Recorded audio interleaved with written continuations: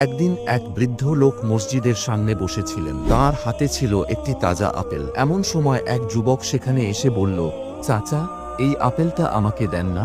বৃদ্ধ লোকটি যুবকের দিকে তাকিয়ে বললেন, আচ্ছা, এই আপেলটা তোমাকে দেব, কিন্তু তার আগে তুমি আমার একটি কাজ করতে হবে। যুবকটি উৎসাহিত হয়ে বলল, কি কাজ?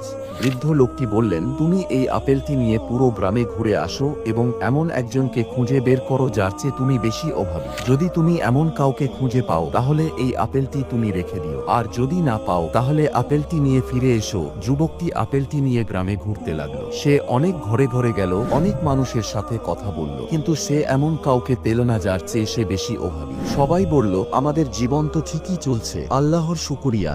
শেষে যুবকটি হতাশ হয়ে বৃদ্ধ লোকের কাছে ফিরে এলো এবং বলল, চাচা, আমি এমন কাউকে পাইনি যার চেয়ে আমি বেশি অভাবী। বৃদ্ধ লোকটি হাসলেন এবং বললেন, এখন তুমি বুঝতে পেরেছো কেন এই আপেলটি তোমার জন্য। আল্লাহ তোমাকে যা দিয়েছেন তা অনেকের চেয়ে বেশি, তাই সব সময় শুকরিয়া আদায় করো এবং অন্যদের সাহায্য করো। যুবকটি বুঝতে পারল আসল সম্পদ হলো কৃতজ্ঞতা এবং দানশীলতা। সে আপেলটি নিয়ে চলে গেল, কিন্তু তার মনে একটি গভীর শিক্ষা রয়ে গেল। যদি এই গল্পটি আপনাদের হৃদয়ে স্থান করে নেয় এবং কিছু শিক্ষণীয় মনে হয়, তবে আমার ইউটিউব চ্যানেল লাইক এবং সাবস্ক্রাইব করে রাখুন। এরকম আরও অনুপ্রেরণাদায়ক ও শিক্ষামূলক গল্প দেখতে আমাদের